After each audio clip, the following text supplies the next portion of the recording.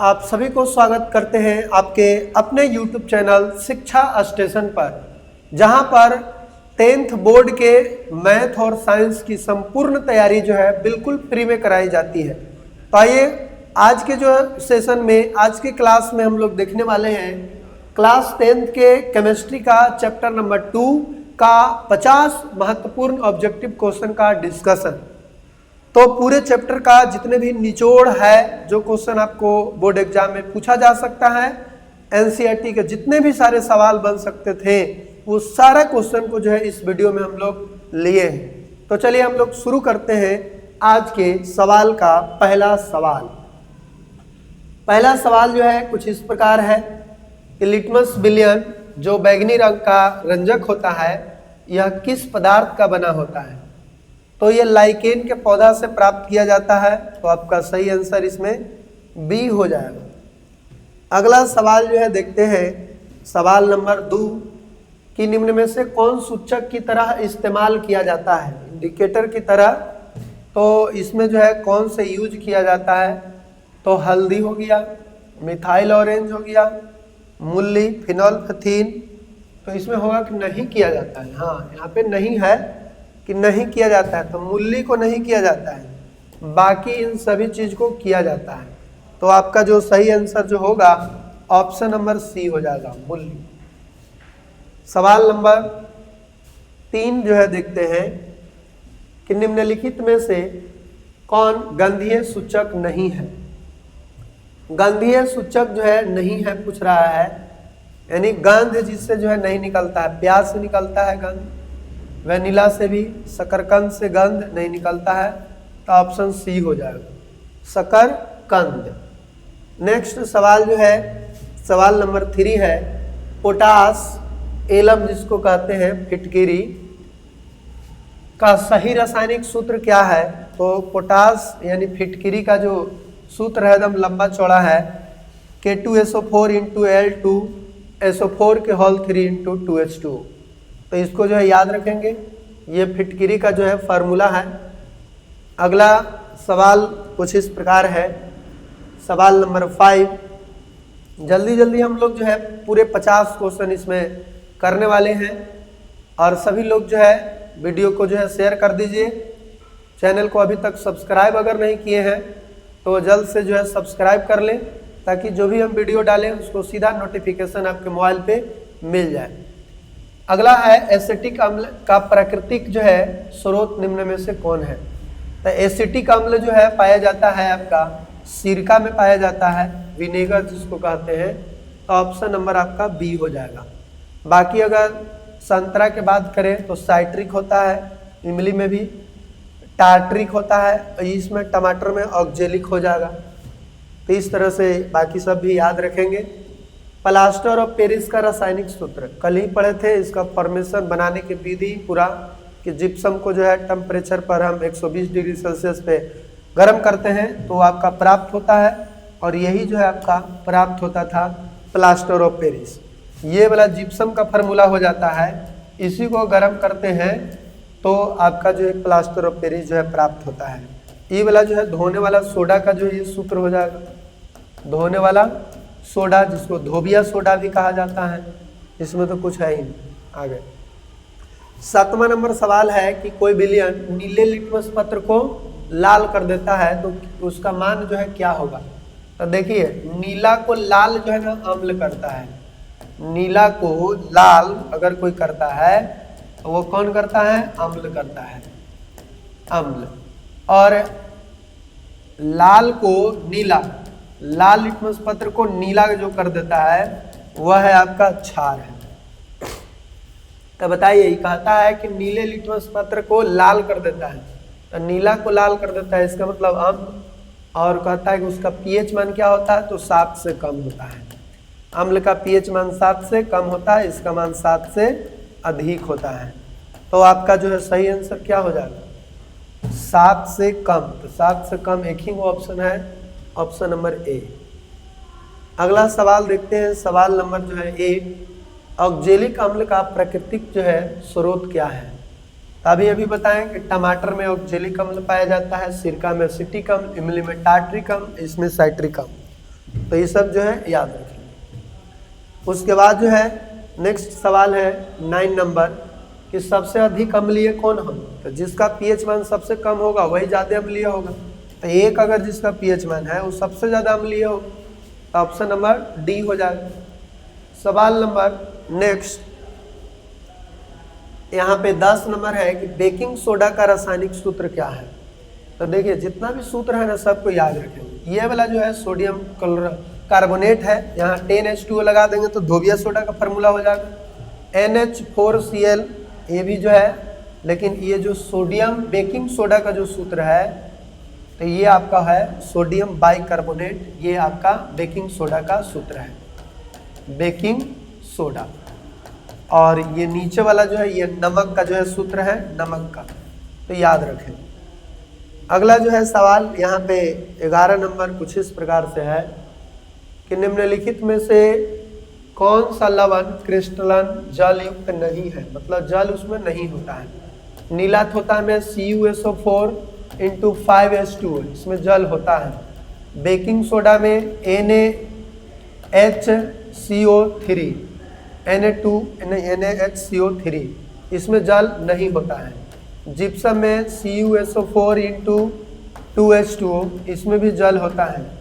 एकरो में जल होता है धोने वाला सोडा में Na2CO3 × 10H2O। तो जल किसमें नहीं होता है, बेकिंग सोडा में नहीं होता है, तो ऑप्शन नंबर यहाँ पे हो जाएगा आपका बी। नेक्स्ट सवाल जो है देख लेते हैं, आप लोग भी इसका जो है आंसर जो है देते चले। जैसे मान लेते हैं ये क्वेश्चन आ गया कि दांतों का इनेमल किस पदार्थ का बना होता है। ऑप्शन है calcium chloride, calcium sulphate, calcium carbonate, calcium phosphate. देखिए अभी हम लोग जो भी ये सीरीज जो है चल रहे हैं इसमें जो है फास्ट चीज में हम लोग चल रहे हैं कि पूरे चैप्टर को फास्ट रिवीजन और उतने ही फास्ट जो है हम लोग ऑब्जेक्टिव क्वेश्चन का डिस्कशन। और इस क्लास को अगर रेगुलर जो विद्यार्थी अगर देख लिए तो समझिए कि निश्चित रूप से ऐसे ऐसे क्वेश्चन ही आपको पूछे जाएंगे। भले जो है आप देख रहे होंगे कि अभी छोटा चैनल है या ये जो है क्या आ सकता है, लेकिन जब आप एग्जाम देकर जो है आएंगे तब आपको एहसास होगा कि छोटा है लेकिन बहुत बड़ी धमाका जो है किया है। ऐसे ऐसे ही क्वेश्चन आएगा, क्योंकि मैं कई सालों से जो है 10th 11th 12th की तैयारी जो है कराते आ रहा हूँ, और उसके बाद जो है कंपटीशन के क्षेत्र में जो है कूद गए थे कुछ सालों के लिए, और अभी भी हैं। तो हर तरह के नॉलेज को जो है हमने सीखा। और एस्टेट के जो एग्ज़ाम होता है पूरे जो है 150 में 129.3014 नंबर प्राप्त किया। तो कहीं ना कहीं ये हर जगह से जो है जो नॉलेज जो है इकट्ठा हुआ, उन सभी चीज़ों को आप लोग के बीच शेयर कर रहा हूँ। तो इसको जो है आप अगर ईमानदारी से कर लिए तो हम विश्वास दिलाते हैं कि आपका एग्जाम के एक क्वेश्चन भी जो है छूटने वाला नहीं है। चलिए हम लोग शुरू आगे करते हैं। दांतों का इनेमल जो है किस पदार्थ का बना होता है, तो कैल्शियम जो है फॉस्फेट का बना होता है। ऑप्शन नंबर जो है आपका डी हो जाएगा। अगला है शुद्ध जल का पीएच मान कितना होता है। तो शुद्ध जल अगर जो भी रहेगा या लवण रहेगा उसका पीएच मान 7 हो जाएगा। नेक्स्ट सवाल है कि हमारा शरीर किस परास के बीच जो है कार्य करता है। तो 7 से ज़्यादा और 8 से कम, 7 और 8 के बीच में जो है रहता है।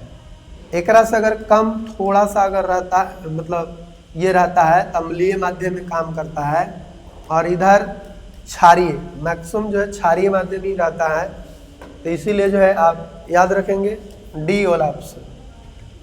अगला सवाल जो है देखते हैं विरंजक चूर्ण का रासायनिक सूत्र। अब विरंजक चूर्ण का रासायनिक सूत्र जो होता है OCl2, ये आपका हो जाएगा। नेक्स्ट जो है सवाल है किस रासायनिक यौगिक को गर्म करने पर प्लास्टर ऑफ पेरिस प्राप्त होता है। तब ये बताए थे कि जिप्सम को जब गर्म करेंगे तो प्लास्टर ऑफ पेरिस जो है प्राप्त होता है। तो ऑप्शन नंबर बी हो जाएगा। और बुझे हुए चूना को अगर गर्म करते हैं तो विरंजक चूर्ण प्राप्त होता है। अगला है एसिटिक अम्ल, एक दुर्बल अम्ल है, क्योंकि इसमें क्या होता है, तो ये कार्बन के जो है यौगिक होता है COOH होता है, जिसके कारण जो है वो दुर्बल अम्ल कहा जाता है। जो भी रहेगा, अगर कार्बन वाला कोई यौगिक अगर रहेगा तो वो दुर्बल होता है, जो कि पीछे लगा रहेगा। आगे में अगर ये लग के अम्ल बनता है तो वो प्रबल अम्ल होता है, बरियार स्ट्रॉन्ग जो है एसिड होता है। अगला है, यहाँ पे देख सकते हैं निम्नलिखित में कौन परबल लवण है। अब देखिए परबल लवण जो है कौन होगा, जो परबल जो है अम्ल और क्षार से बना होगा, तब परबल एकदम प्रबल यानी स्ट्रॉन्ग एसिड जो है HCl है और स्ट्रॉन्ग बेस जो है NaOH है। तो इससे जो है जो बनेगा वो आपका होगा NaCl प्लस H2O होगा। NaCl जो है ये स्ट्रॉन्ग लवण बन जाएगा, तो इसीलिए आपका सही आंसर जो है A हो जाएगा। नेक्स्ट जो है देखते हैं अगला सवाल, 19 नंबर सवाल है, उदासीन विलयन का pH मान क्या होता है। तो उदासीन विलयन रहेगा तो अभी बताए थे कि 7 के बराबर होता है, लवण भी रहेगा तो 7 के बराबर होगा, तो इसीलिए 7।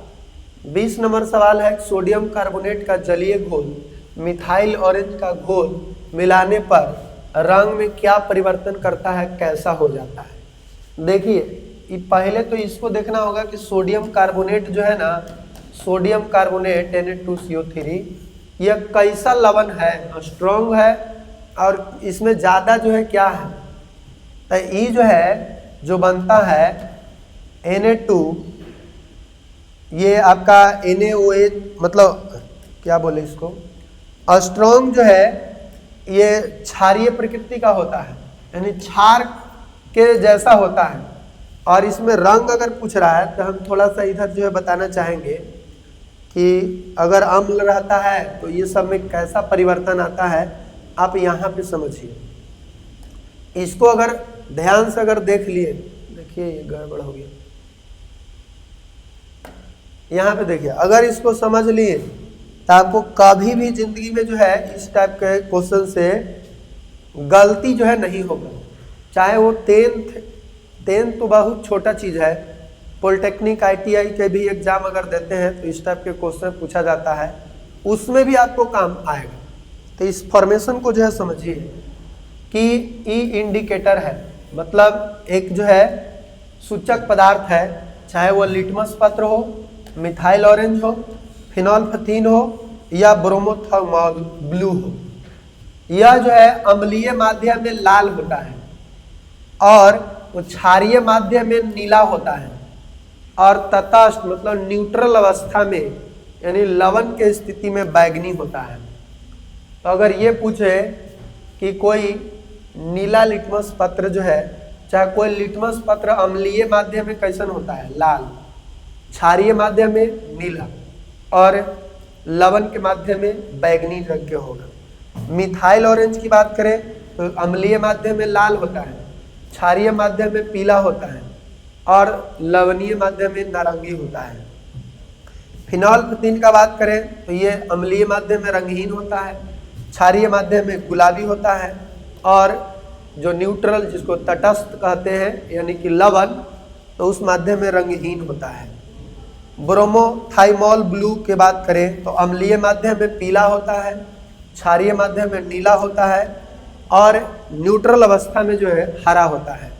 तो अगर इस पूरे डायग्राम को अगर आप समझ गए तो अगर जिस चीज़ को पता करना है कि कैसे जो है पता करें कि कौन जो है किस रंग का है, तो आप बता सकते हैं कि देखिए आप ये बता सकते हैं कि कौन पदार्थ जो है कैसन प्रकृति का है, अगर अम्लीय प्रकृति का है, क्षारीय प्रकृति का है या न्यूट्रल अवस्था में है, तो उसके आधार पर बता सकते हैं। तो देखिए यहाँ पे ये जो सवाल है ये इसको जो है देख सकते हैं कि सोडियम कार्बोनेट, तो सोडियम कार्बोनेट के जलीय घोल में मिथाइल ऑरेंज का घोल मिलाने पर घोल का रंग परिवर्तन होकर कैसा हो जाता है। तो ये जो घोल बनता है ना, इसमें क्षार जो है ज़्यादा रहता है, जिसके कारण इसका घोल जो है क्षारीय प्रकृति का होता है और क्षारीय स्थिति में इसका रंग जो है पीला होता है। क्षारीय स्थिति में इसका रंग क्या होता है, मतलब ये जो आपका मिथाइल ऑरेंज है, इस मिथाइल ऑरेंज का रंग जो है पीला होता है। तो सही आंसर क्या हो जाएगा, पीला हो जाएगा। नेक्स्ट सवाल जो है देखते हैं 21 नंबर, सल्फ्यूरिक अम्ल का अणुसूत्र होता है। तो सल्फ्यूरिक अम्ल का अणुसूत्र जो होता है H2SO4 होता है। ये आपका ऑप्शन नंबर बी हो जाएगा। अगला सवाल जो है देखते हैं कि चींटी के डंक में कौन सा अम्ल पाया जाता है। तो फॉर्मिक अम्ल या उसी को जो है बोला जाता है मेथनोइक अम्ल भी। मेथनोइक अम्ल का है या फॉर्मिक अम्ल, दोनों बात जो है सेम है। अगला देखते हैं कौन विजातीय यौगिक है। तो देखिए यहाँ पे विजातीय यौगिक एकदम साफ सुथरा लग गया, प्लास्टर ऑफ पेरिस। बाकी सब का सूत्र जो है एक ही होता है, एक ही क्या होता है, CaCO3 होता है। ये होता है कैल्शियम कार्बोनेट। अगला जो है इसका होता है अलग, इसका CaSO4 × ½ H2O होता है। सोडियम क्लोराइड का pH मान लगभग क्या है, अरे तो सोडियम क्लोराइड है मतलब नमक है, लवण है, तो लवण का pH मान कितना होगा, 7 होगा, इसलिए इसका सही आंसर 7 हो जाएगा। नेक्स्ट है नीला थोथा का रासायनिक सूत्र क्या होता है। तो देखिए यहाँ पे ई वाला जो है नहीं, 7H2O नहीं होता है, 5H2O इसमें होता है। तो यही जो है नीला थोथा का जो है सूत्र है, नीला थोथा का। और ये जो है हरा कशिश का सूत्र है, सॉरी ये वाला नहीं, इसमें है ये नहीं, FeSO4 × 7H2O रहेगा तो हरा कशिश का हो जाएगा। बाकी तो ये सब बाकी कोई नहीं है, गलत है, तो सही इसमें यह है। अगला जो है देख लेते हैं बेकिंग पाउडर का अणुसूत्र क्या होता है। तो ये जो है बेकिंग पाउडर का जो है NaHCO3, ये रिपीट क्वेश्चन कर गया, ये है C। अगला जो है ग्लूकोज का रासायनिक सूत्र क्या होता है, आप बताएं इसको कमेंट सेक्शन में। देखते हैं कितना लोग जो है समझे होंगे, क्योंकि पीछे वाले क्लास जो रिवीजन क्लास था उसमें भी ये क्वेश्चन को बताया हुआ है। तो देखते हैं क्वेश्चन छोड़ दे रहे हैं आपके लिए कि ये बनता है कि नहीं। अगला 28 नंबर सवाल है कि दूध, खट्टे दूध दही में कौन सा अम्ल पाया जाता है। खट्टा जो भी रहेगा दूध दही, खट्टा में लैक्टिक अम्ल। देखिए इसमें कौन अम्ल किस में पाया जाता है, इसके लिए आप ऐसे याद रखते हैं कि सेब में मौलिक अम्ल, सेब में मौलिक नहीं मैलिक अम्ल कहा जाता है, मैलिक अम्ल। तो एक इसके लिए एक बहुत बढ़िया जो है ट्रिक है। ट्रिक क्या है कि सिर पर एसिड डाल गया, तो सिर पर एसिड मतलब सिरका, सिरका में एसिड मतलब एसिटिक अम्ल, एसिटिक अम्ल। सिर पर एसिड डाल गया हूं, सेब के पेड़ पर बैठा मांगू, अंगूर टरटराता रह गया इमली के संग। अंगूर टरटराता मतलब टार्ट्रिक अम्ल, टार्ट्रिक अम्ल, इमली के संग। अंगूर टरटराता रह गया इमली के संग। दूध दही तुम लोट कर पियो, दूध दही तुम लोट कर पियो मतलब लैक्टिक अम्ल, लैक्टिक अम्ल, लैक्टिक अम्ल। मूत्र में होता यूरिक अक्सर, यूरिक अम्ल, यूरिक अम्ल। मूत्र में होता यूरिक अक्सर, याद रखना तुम ये सब हद। तो आपको ये ट्रिक के माध्यम से याद हो जाएगा, तो इसको याद कर लेंगे। अगला जो है सवाल हम लोग देखते हैं, सवाल नंबर 29। किस pH मान वाला विलयन सबसे अधिक क्षारीय हो। तो सबसे ज़्यादा क्षारीय किसका, जो सबसे ज़्यादा जो है pH मान जिसका होगा यानी 14, वो सबसे ज़्यादा जो है क्षारीय होगा। अगला एक क्वेश्चन पूछ रहा है फिर से जिप्सम, इसको भी अपने ही से बताना है। हम बताए हैं कि जिप्सम से ही प्लास्टर ऑफ पेरिस बनता है, इसको गर्म करते हैं तो ये प्लास्टर ऑफ पेरिस का फार्मूला है। तब बताओ जिप्सम का इसमें से कौन फार्मूला होगा, आप बताओ। ठीक है, ये भी आप 30 नंबर सवाल ऐसे लिख कर जवाब देंगे कि 30 नंबर का सा आंसर जो होगा उसको यहाँ पे लिखना है। बी होगा तो बी, ए होगा तो ए, सी होगा तो सी, इस तरह से। और देखते हैं कितना लोग जो है कमेंट सेक्शन में जवाब देते हैं। अगला है एक्वा रेजिया। एक्वा रेजिया का फार्मूला होता है 3HCl + HNO3, HNO3 दोनों अम्ल है। तो ये पूछ रहा है HCl HNO3 के अनुपात कितना होता है, तो इसका 3 होता है, इसका 1, तो 3 अनुपात 1, कुछ नहीं है तो यहाँ पे 1 है, तो 3 अनुपात 1, जो कि ऑप्शन शुरू बार में दिख रहा है। अगला जो है सवाल नंबर 32 कि जब कोई विलयन लाल लिटमस पत्र को नीला कर देता है, अब ये बताएं लाल को नीला कर दे रहा है इसका मतलब क्षार है, लाल को नीला कर दे रहा है इसका मतलब ये कोची है, क्षार। तो क्षार का पीएच मान फिर कितना होता है, 7 से ज्यादा, 7 से ज्यादा एक ही ऑप्शन है, ऑप्शन डी। अगला जो है 33 नंबर सवाल, धोने का सोडा का रासायनिक सूत्र क्या है, तो धोने वाला में ज्यादा पानी रहना चाहिए, 10 गो पानी Na2CO3 इंटू 10H2, तो आपका जो है ऑप्शन नंबर ये हो जाएगा। अगला सवाल है, मधुमक्खी के डंक एक अम्ल छोड़ते हैं जिसके कारण बहुत दर्द होता है और उसके लिए लोहा लगड़ने वाला बात बताए थे वो रिवीजन वाला क्लास में, तो यहाँ पे सही आंसर जो हो जाएगा मेथनोइक अम्ल हो जाएगा, मेथनोइक अम्ल इज द राइट आंसर। अगला जो है देखते हैं सवाल नंबर 35, कौन सही है, तो कौन सही है, तो देखिए Na210H2 वाला सही हो जाएगा, अभी पढ़े किसमें ज़्यादा जो है पानी रहेगा, Na2CO3 इंटू 10H2। अगला सवाल, जल की अस्थायी कठोरता को हटाने के लिए किसका उपयोग किया जाता है, तो धोने का सोडा, अभी जो हम लोग पढ़े वही वाला धोबिया सोडा Na2CO3 इंटू 10H2, तो इसको डाल देते हैं तो जल का अस्थायी कठोरता जो है दूर हो जाता है और वो मृदु बन जाता है, जिसके कारण वो झाग भी देता है। ये में अभी पढ़े, अंगूर टटराता रह गया इमली के संग, तो इमली के संग, तो इमली में कौन सा टार्ट्रिक अम्ल हो जाता है, ठीक है। अगला जो है देखते हैं, अम्लीय वर्षा के जल का पीएच मान कितना होना चाहिए, तो 4 और 5 के बीच में होता है, तो यहाँ पे 4 और 5 के बीच यानी 5.6 से कम, हाँ यही वाला हो जाएगा, 4 और 5 के बीच यानी 5.6 से कम, तो ये आपका आंसर बी हो जाएगा। अगला है, सोडियम जिंकेट का रासायनिक सूत्र क्या होता है, तो जिंकेट अगर कहेगा Na2ZNO, Na2ZNO, ये आपका हो जाएगा सोडियम जिंकेट का फार्मूला।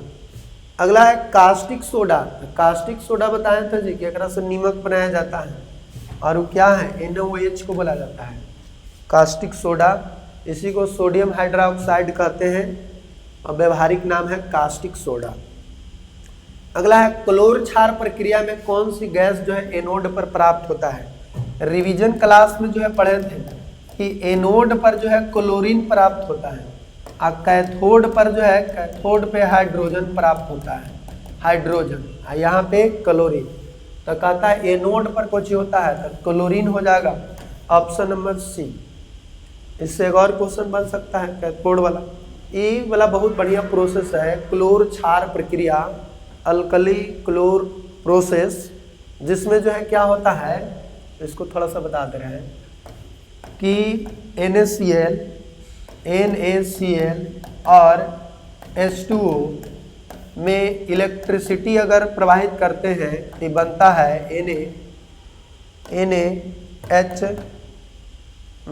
NaOH प्लस Cl और प्लस H2, ऐसे जो है प्राप्त होता है, तो इस प्रोसेस को बोला जाता है क्लोर क्षार प्रक्रिया। तो ये भी आपका एग्जाम में जो है पूछा जाता है, इसको जो है आप याद रखें।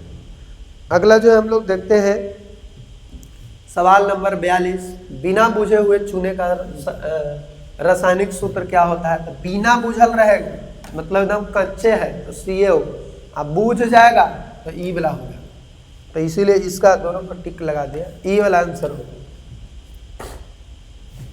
अगला है कि बूझे हुए चूने का रासायनिक सूत्र, देखो फिर से आ गया बूझल, तो बूझल वाला बता दो, अभी आंसर बताएं ऊपर वाला, इसका भी आंसर आपको कमेंट सेक्शन में देना है।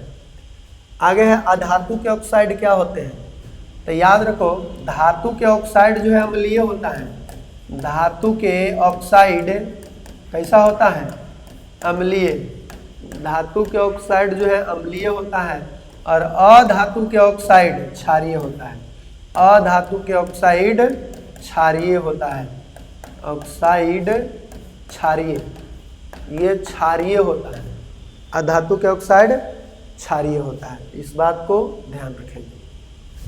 45 नंबर सवाल है, धातु के ऑक्साइड क्या होते हैं? अरे तो यही ज्ञान है, तो क्या हो जाएगा? अम्लीय हो जाएगा। जिंक तथा सल्फ्यूरिक अम्ल के बीच अभिक्रिया को लिखें। जिंक और सल्फ्यूरिक अम्ल H2SO4, H2SO4, इसको जब रिएक्शन कराएंगे, जिंक ज़्यादा बरियार है, हाइड्रोजन को भगा देगा और बनेगा यहाँ पे ZnSO4 into plus hydrogen gas, ये आपका निकल जाएगा। तो क्या बनेगा आपका? कहता है कि कौन सी गैस निकलेगा? हाइड्रोजन गैस निकलेगा, ऑप्शन नंबर सी। अगला देखते हैं 47 नंबर सवाल कि कौन जो है अम्ल है? तो अम्ल इसमें से साफ सुथरा पता चल जा रहा है, हाइड्रोक्लोरिक अम्ल, ऑप्शन नंबर सी। आगे H लगा रहे तो उसको अम्ल कहते हैं, चाहे वो HCl हो, चाहे H2SO4 हो, चाहे जो है HNO3 हो, ये सब जो है परवल अम्ल है। कैसा नाम है? परवल अम्ल। उसके बाद दुर्बल अम्ल में आपका H जो है लगा रहेगा शुरुआर में, लेकिन वो कार्बन की यौगिक होगा। अगला है संगमरमर का रासायनिक सूत्र, ये बहुत आसान है, अभी पढ़े, तुतिया, खरिया, ये सब तो सब का फार्मूला होता है, यही बिला में से कोई।